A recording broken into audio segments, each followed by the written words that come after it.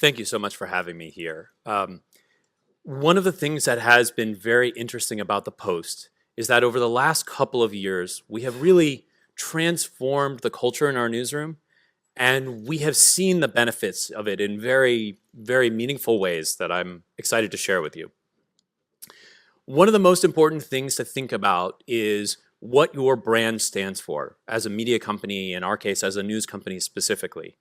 And for better or for worse, Hollywood immortalized the Washington Post and our coverage of Watergate, and in some great ways set a standard for what our journalism should measure up to. It certainly is the best looking version of us that we will ever have. And yet, at the same time, it risks tying us to an era of long ago and in some ways challenging our relevancy to a modern generation. So one of our big challenges is how can we maintain the editorial excellence symbolized by this kind of reporting and captured in this movie with a modern audience's needs, which are very, very different. So as you've heard a lot about, we, the Post, were acquired in October 2013 by Jeff Bezos. He bought us personally, and he invested a fair amount of his own money, not just in the purchase, but also into giving us what we would call the runway, the time, the money, the resources we needed to make changes. But to be honest, that alone would not have been enough. We would not have had the success we have had over the last 2 years were it not for the fact that we were combining these two things, that we were actually bringing together this great spirit and style of investigative journalism with these new resources, especially technological tools. And more than anything else, this combination, and especially the resources that Jeff brought to the Post, gave us a new spirit in our newsroom. That more than anything, it made people in our newsroom believe, hope, and assume that not only are things going well, but things will get better. And certainly in American newsrooms, and maybe in your newsrooms and your media houses as well, there has been a lot of fear. There has been fear of declining revenue. There has been fear that other startups, other companies, politicians, industries will all supplant us because they have access to the very same tools we do. And that more than anything else, this spirit of optimism has led to great storytelling. And it is the great storytelling at the Washington Post that has led to the growth in all of those areas that then fuel the optimism, so that it becomes a self-fulfilling prophecy that we believe, which leads to good storytelling, which leads to better audience, which leads to further belief that things will continue to get better. So, as much as I love to talk about the Post, as much as I possibly can, I want to try to share the parts of our story that can be taken and used by other people. The things that we have done well, and honestly, some of the things not as well, and to allow, hopefully, you to capture the pieces of what we have done that have worked. I will say it certainly helps to be bought by a billionaire, but that is not the only way to be successful. I really don't believe that, and I do believe that in another newsroom, you can take a lot of the same steps we did. So before I go further, I do want to prove to you that this has worked. It's nice to say things have been successful. One measurement, and it is a lag measurement, meaning something you measure in the past, and also a rough measurement. It's not as important as some other ways of defining our success, but if you look at, in this case, domestic unique visitors per month, what you will see is that in October of 2013, when Jeff Bezos bought the Post was about the same size as the Los Angeles Times, the Chicago Tribune. It was, I believe, a very good news organization that was pretty regional.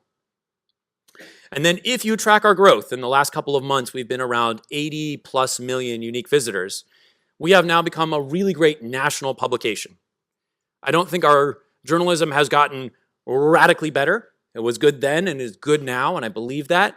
But our audience is so much larger that the things we can do are very different. And that has had strong impact on lots of parts of our business, especially financially. The other thing that's really interesting is that when Jeff Bezos bought the Post, we felt pretty good about the diversity of our audience. And by that I mean about age, about platform, about device. And you can see at that time, roughly a third of our visitors were mobile users. And if you look now, that has not only flipped, it's actually gone further. So even though our desktop audience has grown since that time by about a quarter, so it's about 25% bigger than it was in October 2013, it represents a much, much smaller share of our audience because of how fast mobile has grown for us. And that is a really important thing. It has very much changed our storytelling and our relationship with our audience because the device they use and consequently the times that they connect with our news has changed. And the thing that's very important, and one of the best things that Jeff brought to us from a business standpoint, is that he encouraged us to think about our business as a funnel. I don't know if this is an analogy that you use regularly in Germany. It's certainly not unique to the Post or Amazon, but it is an important part of how things work. So the thing Jeff told us that was most important at the beginning was to broaden our audience. We needed to introduce or reintroduce the Washington Post to as many people as possible. Because there were lots of people who thought of us occasionally, if at all, thought of us in very narrow ways. And frankly, even in October 2013, before we started pouring resources into our newsroom and into our technology team, we were more diverse than people knew. We had more to offer in more kinds of storytelling areas. But now we're starting to transform ourselves. So we, as you saw in the growth slides, we have really grown that top piece of the audience, the people who come at least once a month. But now it is really critical that we focus on engagement because we need to move people down the funnel. As people get farther down the funnel, they become much more valuable to us as potential targets for advertising. They become much more likely to be subscribers, which I believe you'd call paid content. And in all ways, they're more valuable customers. Even if it financially is not more valuable, people further down the funnel read many more stories and are far more likely to share our stories, which in turn feeds the top of the funnel. So it's very important to be looking at both pieces at the same time, but you effectively can't drive engagement until you have a larger audience to introduce. And engagement has been successful for us. We have more time and more page views, which are, again, lag metrics, but at least ways of assessing that even though we have introduced lots of people who are unfamiliar with our product, they still are, year over year, much more engaged with our stories than they were in the past. And when you look at the funnel and you think about how does the Post make money from this, it's really essentially in two ways. One, advertising, which I would break down to display and then what we would call native content or paid content. And then subscriptions. Your paid content is different than our paid content, but subscribers and advertising. And it is very difficult to convince someone who has a relatively light relationship with you that they should pay directly for your journalism or your storytelling. That's hard. It's asking people who say, we value you occasionally, to financially pay for that. And so far, micropayments and other things have not effectively driven revenue for our business. On the other hand, someone who comes to you 5, 6, 10, 20 times in a week, all of a sudden you are becoming indispensable in someone's life. And then you can start to compare your product and the price of your product to something else. If you spend, and I know you're much more frugal than we are about this, $4 or $5 a day on coffee, then spending $4 a month on the Washington Post, not so expensive. So we can start to make a value proposition for people who really deeply engage with us that we are worth paying directly for, and that frees us up. The other thing I would say is part of making that cost-benefit analysis is your storytelling has to be incredibly engaging. And I'll describe some ways that we do that. But before I do that, we had a challenge, a really significant challenge. And that challenge was how we thought about ourselves and what we make. I think the great thing about journalism, and especially digital journalism, is that we all make something. We all have this sort of cycle that goes from an idea to information to presentation to distribution to conversation and then back around again. And you have to really understand what it is you make to be able to sell it, to whether that's financially or just to get people to care about it. And in our case, we had been publishing a printed publication since 1877, which at least in the States is a relatively long time. And we felt pretty good that we understood that what we did is we published a newspaper. We published a newspaper, we filled it with stories, we dropped it on someone's doorstep, mostly the relationship people have in the States. And that was good. And then 20 years ago, we launched a website.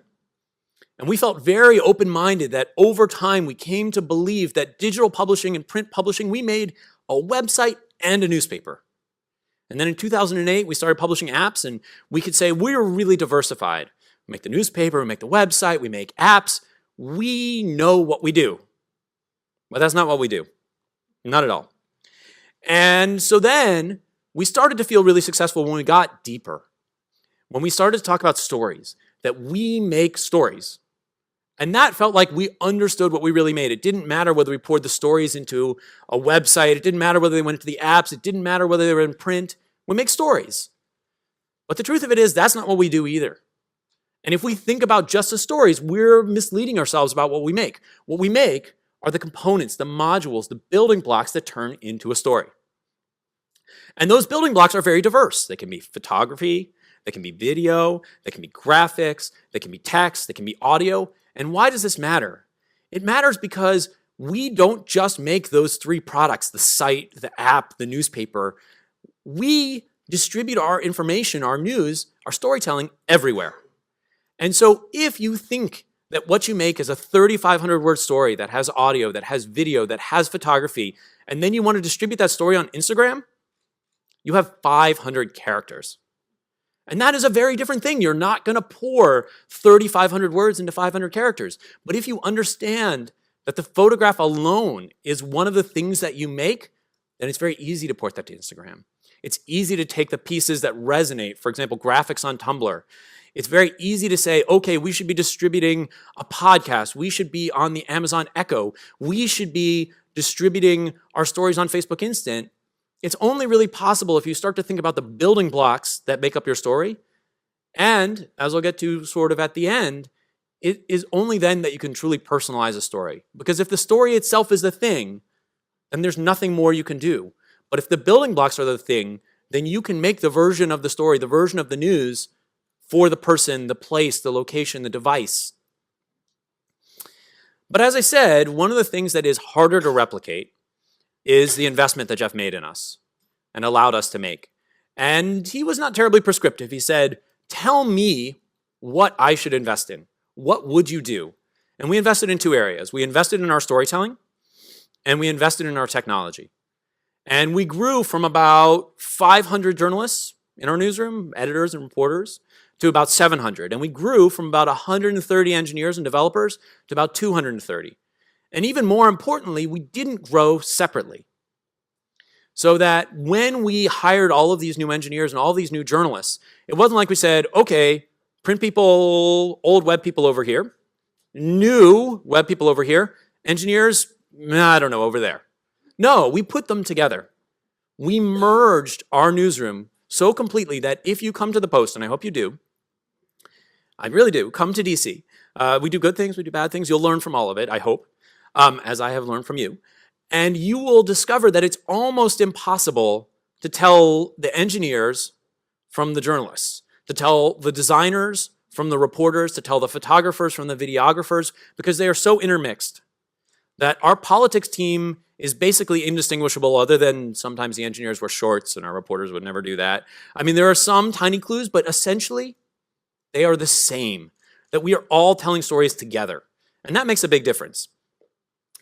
And when we think about the stories that we tell, we think about them in one of three ways. That either, and in a digital cycle, this is incredibly important, we are first. And you don't have to be first by a lot. But if you are first by even a little bit, even a handful of seconds, maybe less, that matters a lot.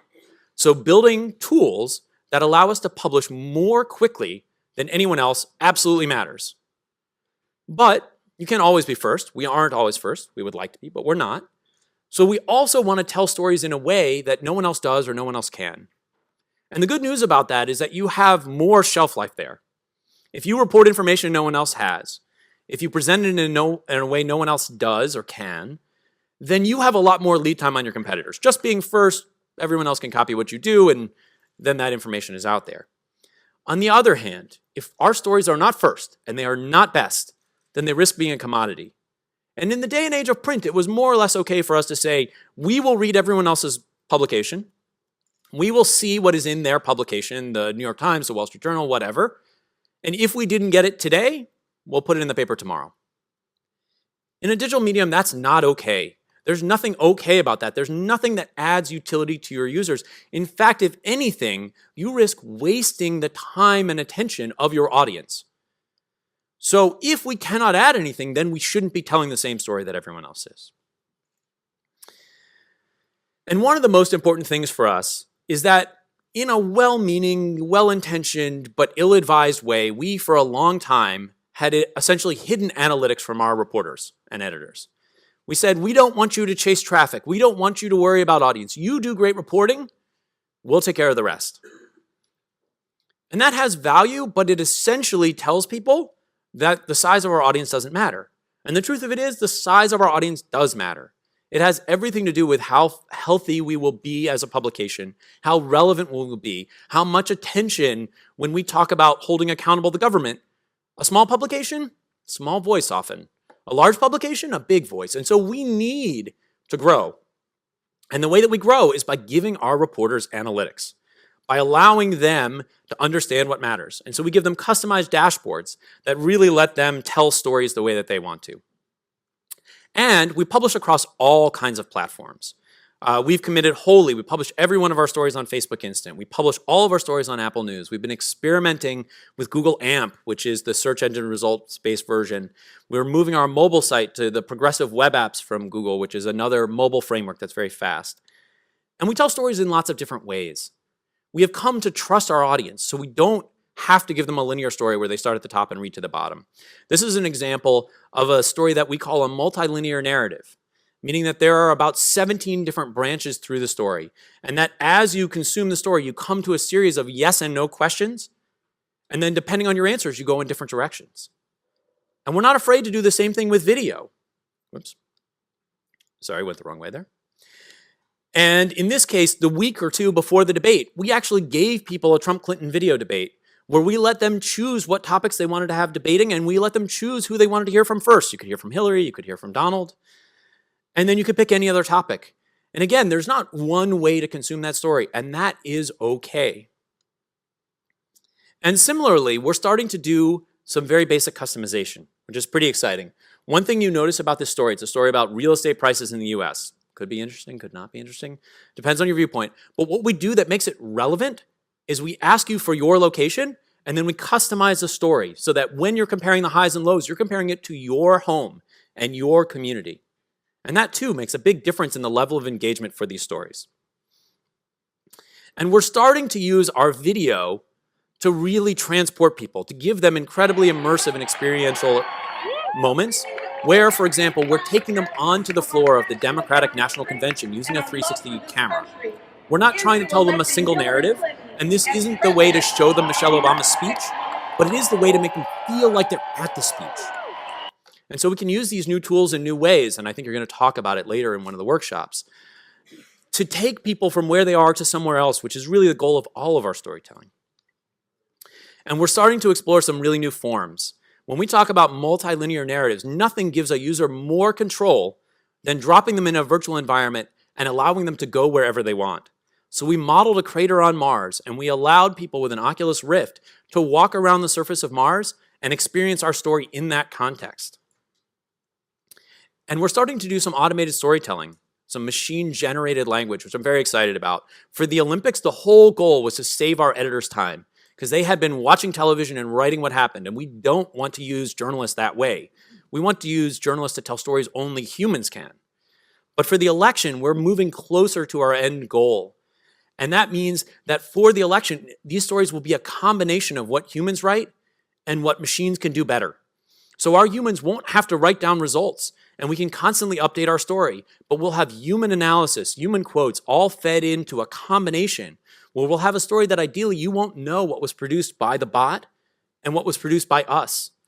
And in the long term, these kinds of tools will allow us to personalize and customize a story specifically for each user, depending on what stage they are in their consumption of that topic, how much background do they have, about what kind of a device they're on, where they are within their day, where they are in terms of location. And we do fun and funny things. So we'll be covering the election using 3D printers. And we'll actually be printing in real time as results come in a White House such that you know who's winning by how much of the White House has been printed so far. And we do this while we do great journalism. We won a Pulitzer Prize for our national reporting on police shootings, where we covered every day the police shootings happening in the US. It's not clickbait. It's not designed necessarily to drive traffic. It's to drive the conversation and to change social attitudes about police shootings in our country. And more than anything else, as I said, Jeff has kind of given us a new attitude, and I'll let him kind of close by describing what he thinks is different about the Post today. There's something a little peculiar, though, I think, about the Post. And that is, I think that even in the world of journalism, I think the Post is just a little more swashbuckling. There's a little more swagger. There's a tiny bit of badassness here at the Post. So what I would say, and I don't know how well that translates, is the most important thing you can do for your newsroom is give them a bit of badassness. They have to believe that they can do something that no one else is doing, and they can do it better than anyone else. So thank you very much. I'll take questions if you have some.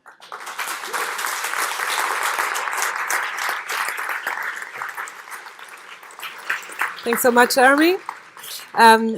Wie gesagt, also jetzt Zeit für eure Fragen. Ihr könnt sie auch auf Deutsch stellen. Ich würde sie dann übersetzen, weil Jeremy hat leider sein Ohr rausgenommen gerade, also sein In-Ear-Übersetzungstool.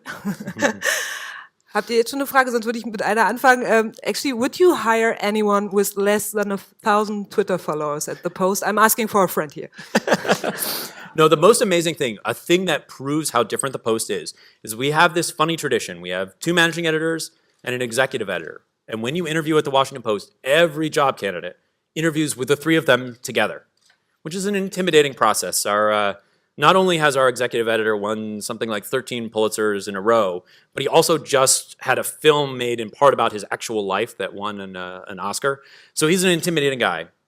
And my boss, one of the 2 managing editors, sent me a text message during someone's job interview, which even in the States, culture maybe not the most polite, even in the States, it is not a good sign if someone who is interviewing you is sending text messages. And it said, this person has 45 Twitter followers. How did they get here? And it speaks to the difference about the Post, because we used to hire great journalists and figured we would teach them to be great digital thinkers, to be social, to understand distribution. And now, frankly, we hire people who already are both. You have to be a great journalist, and you have to understand social. You have to think about participating in a digital conversation. You have to understand digital publication. We don't have a follower minimum, but you can't come with 45. Okay. All right. Any questions from you? Okay. There's one. First of all, thanks for your inspiring talk. Isa, I work at the Google News Lab team. You probably work with them as well. Absolutely. So my question for you is, how do you train your editors on the various tools? You mentioned analytics, you mentioned immersive storytelling tools. How do you train them, and how do you inspire them to use these tools? I don't know if this is like this in your publishing houses and in your newsrooms, but in the States, we had this, at least I'll speak specifically to the Post. The Post had this weird tradition where essentially when you got hired, we trained you, and then after that, good luck. And that was kind of the end of it. And as we transitioned, as we became more digital and more focused on social, one of the really important things we needed was to help our journalists seem more human on the web and on social media. That just sharing headline after headline after headline was a very mechanical relationship. It said, we value you as traffic, but not as people. And so when we went to try to change that with the reporters, we had to come to them and make the argument for why they needed training. And part of what I said is, you would not go to a doctor who has not learned anything since medical school. You would not want a lawyer who hasn't thought about new legal doctrine since they went to law school. We cannot allow you to spend 15 years at the Washington Post without any training. So we have made training a more regular part of our culture. But even more valuable than that is this intermingling of new people and old people, of technologists and journalists, because, we're humans. We like to communicate. If the person next to you is on Snapchat all the time, you'll be curious. And you'll wonder what Snapchat is. And you'll wonder how you can interact more effectively with Snapchat. And you'll wonder why this person spends so much time on Facebook. And you'll ask. And so part of what has really been beneficial to our training is not we will come to you, as opposed to we don't ask people anymore to come to a room and be trained by us. We go to where they are and train them there. But we also try to put people next to each other who can learn from each other in all different ways. But more than anything else, it's that human-to-human collaboration, that's really been our most effective training tactic. Okay. Actually, speaking of the tools, why do you actually chose to develop your own tools on analytics and content management and stuff? Why don't you just use the ones that are out there? Well, and to be fair, we use lots of other people's tools. For example, in the analytics suite, we depend heavily on Chartbeat, which is a publicly available tool. Part of our challenge is no one knows our newsroom as well as we know our newsroom, and that especially we like to buy tools, to use tools from people who know journalism and publishing storytelling. And so in many cases, our newsroom has specific needs that we can build better. What Bezos is fond of telling us is that if something is core to your business, you should own it. And that can mean lots of different things, but in our case, it often means that we build it. So if we need something different than someone else has, rather than change what we need, which is what we used to do, say, oh, this tool allows us to do 80% of what we want, okay, we'll drop to 20. Now we say we'll build it and we'll get everything that we need. Sometimes it's problematic, but often it leads to really great results. Okay. Question, yeah? Yeah, all right. Jeremy, for the last 3-4 years, when German media people were on innovation trips to the US, people like Stefan Weichert from Hamburg Media School with his students, and I had the chance once to accompany him, the attitude was, let's go to Vice, to BuzzFeed, to Business Insider, because they know how to treat the millennials. And if I see your presentation, it seems as if the empire is striking back. So have you won back the hearts and the brains of the millennials? Certainly our audience composition has changed. If we went back to the desktop mobile slide, what you would see in essence is a breakdown of our millennial audience. It's not exactly one-to-one, but essentially as our mobile audience grows, so grows our millennial audience. So now we're around 40 to 50% millennials in our audience, which is good. It's probably not good enough as the population ages. We'll want an ever greater share. I would say in essence there is a race, really two races. BuzzFeed and Huffington Post to some degree, Feed and Vice had huge digital audiences and they understood digital storytelling. But they have recently tried to get and a tradition of great storytelling, but maybe which is a huge audience of people who love storytelling and really value the highest quality form of the craft. Started to where we are highly educated, fairly influential, and really are stories that are very serious about serious political topics.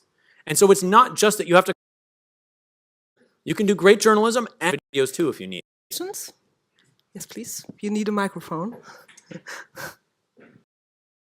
And I enjoyed it. And there's people who bought this also like that. And I wonder if this is also going to happen if I'm reading the post in the future. That is to say, are you doing the analytics stuff and sort of things just in order to attract readership and to increase the involvement and returning customers, etc.? Or do you also doing some sort of profiling about your readers in order to make special offers to your advertising clients, so to say, look, these are the guys that are most likely to buy a car in the next 2 years. So the story, as you said, adopts depending on my personal needs. So would it be likely for me to find a story turning to a different message regarding to what my purchasing demands are? It's a great question. And I will start by saying I do admit that the audience in the States has somewhat different expectations about privacy than European audiences do. Not that one is right or one is wrong, but we use what we would call first-party data, analytics that we gather on our audience in a couple of different ways. One is I genuinely believe we are not pandering to our audience, but rather trying to strike the right balance between what our audience needs to know and what they want to know. And the stories we recommend to you, we are already using first-party data, not as simplistic as you read politics, we'll give you more politics, but rather you read politics, other people have enjoyed similar political stories, you scrolled deeply, meaning that you were pretty engaged in that story. Here are other stories maybe on a different topic that those people liked. Great. Hopefully we can find something that you also find valuable. To be frank, also our advertisers value data. I don't know that we will ever get to a point where we say you're specifically looking to purchase a car, therefore we give you a car. However, certainly we do allow our advertisers to, roughly speaking, on an anonymous level, customize their message based on what we know about our users. But also, frankly, we want, when we talk about story customization, to get to a place where we can present you with different versions, not a light version and a heavy version per se, but a version that makes sense for you at the time and the place that you're looking at it. If you've read all of our coverage of the election or all of our coverage of Syria, there's lots of background information that you don't need. You need to be respectful of your time to know what's new. On the other hand, if this is the first time you've ever come to an article and we just throw out a bunch of names of political figures and places you might not be familiar with, then we're doing you a disservice, and we need to give you the relevant background information that you need to contextualize that story. And it may be that if we know from your past sessions that when you come to us at 3 o'clock in the afternoon, it's while you're waiting in line for a coffee, and that you only have 3 minutes, then we shouldn't give you a 35-minute news story. So we should be able to give you enough of the news story that you can make a decision about what to read later. So we're trying to use the data in all of those ways, and we certainly do capture some information that way. We try to be respectful of privacy as much as we can. Speaking of the Amazon influence, I hear Bob Woodward is actually coming around a lot, or at least true. sometimes, to the Yes, newsroom. So did you ever witness an encounter between him and Jeff Bezos, and how do they get along, really? You know, they have had dinner, as I understand it, a couple of times, and I have not been invited to any of those. But we have a dinner for Pulitzer Prize winners, and our former Pulitzer Prize winners often get to come. Basically, the rule is if Bob Woodward wants to come or if Jeff Bezos wants to come to anything, they do. I will say that I think Bob really does genuinely enjoy the new newsroom and the newsroom culture that is so optimistic, because it is not as if the Post has not been optimistic in the past. And he knew a Post that was full of energy and full of excitement, and you know, some of that energy and excitement was definitely tempered by the business climate as we experienced revenue declines. And I think he likes to be around now when things are better. I also think that having Bob Woodward helps hold up our standard of what is great journalism. And so it's great to have him around for that reason. Okay. Any more questions from you? Okay, please. Hi, my name is Petra, and I've got a question about the management that's behind, that you're fostering. Is that like agile? What are the processes like? Yes, I mean, agile, I guess I would say two things. One, we try to be agile in an adjective sense as well as in a noun sense, meaning that we are not terribly doctrinary about our development process, but we want to be very fast-moving, very nimble. We do use sprints and scrums and points. Are these familiar terms? I was feeling it's a fairly technical crowd, so I don't mean to. So, you know, basically we have ways to break up a big project and to make it smaller. We really do generally believe that we should not have a project that is so sort of long form in its development that you could get to the end and run out of time or resources and not have something. So we try to build incrementally, so we're always ready to launch if we have to. And more than anything else, in what I think is, again, agile the adjective, is that we really integrate our teams. Our designers, our editors, our developers are very much working together on projects. It's not always completely harmonious. We have to constantly work on trust and making sure that we're using the same words to mean the same things. But we really do practice that. And we work on a ton of projects at the same time. That rather than say there is a priority or a handful of priorities for our newsroom, our politics team is building something, while I'm building several things, while our style team is building something, while the team that deals with distribution is building something else, and they are very distributed so that each piece works independently. We've actually started to market and sell our own content management system, which is made up of these building blocks, and you can take one or all of them because these systems were developed to work together but separately. So we really do try to be very flexible and fast. Fast is a real virtue for us. Fragen? Da hinten ist auch noch eine, okay. If no one asking a question, I'm asking my second question. Sorry. Yeah. And behind me, yeah. So you talked a lot about building your own products internally. How much openness is there to also work with startups? We heard it from Verena that startups should also look for traditional companies, traditional players. What's your strategy there? We actually really prefer to work with startups than any other kind of vendor.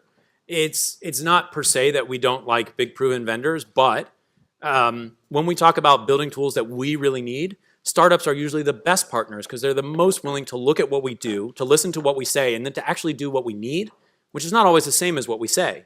I mean, it's certainly the process that we try to use internally. But we love small startups that really want to work with us. They don't have to physically embed with us, but they need to culturally embed with us so that they can actually see what we're trying to do, the technology we're already using, where the gaps are, where we think the goal is, but also where they think the goal is. We love partnerships. We love exploring together. We love integrating your new and novel ideas and your tools into our workflow. And the earlier we make a connection, the better off we are. Yeah, we have a very keen questioner in the back, and he's already in possession of a microphone. That's great. Hi. Okay, I'm the Israeli startup from the NMA, and you said something really interesting about a conversation, and my question is, where is the voice of your readers? Do you let them express themselves?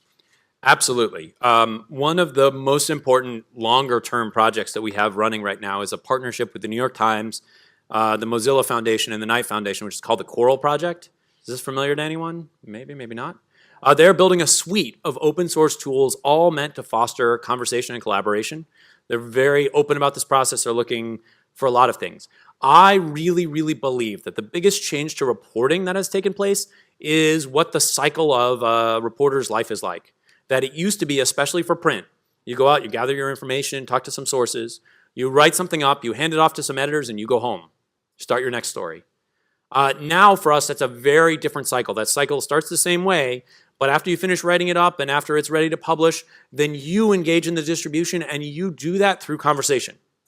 And that actually your next story is just as likely to come out of that conversation as it is to come out of additional reporting that you do. And so we try to foster a conversation in lots of different ways. We try to go where the audience is. So, we have a very active bot on Kik, and the average age of a user on Kik, we talked about our millennial audience, they're 14 to 18. So there's a very much younger Washington Post reader on Kik. We're very active on Snapchat and on Facebook and Twitter and WhatsApp, and we have a Facebook Messenger bot, and we're having conversational experiences through that bot and through the Amazon Echo. So we're not perfect, and we would always welcome more conversational aids. And I would say we have not figured out how, for example, to take comments and always make them constructive. Sometimes they're amazing, sometimes not so much. But we really care about that because we think audience engagement is the best way to spread our message and the stories that we tell. So I'm keeping an eye on the time here, which is actually up. So thank you very much, Jeremy. Thank you. In a way, these challenges you spoke about are very, very, very much like the ones we are all facing here, minus the billionaire owner, really. Well, so it's hard to give you that part. That must get a load of your mind, but good for you anyway. Thank you. Okay. Thank you very much. So.